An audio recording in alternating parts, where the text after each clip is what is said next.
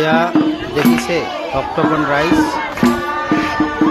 অসমৰ নলবাৰী জিলাৰ জোপোহা গাঁৱত বহুত পুৰণি থেতাগৈ থান। ইয়াত বাৰাগোপালক পূজা কৰা হয়।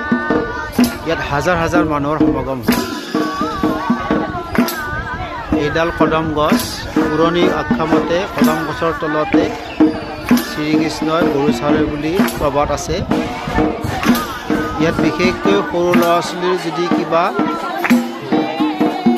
উন্নত কৰিব লাগে, ইয়াত আহিলে মানুহে সৰু ল'ৰা ছোৱালীবিলাকৰ কথা বতৰা, স্বভাৱ চৰিত্ৰ, পঢ়া শুনা সেইবিলাকত উন্নতি হয় বুলি কয়। দেখিছে হাজাৰ হাজাৰ মানুহ।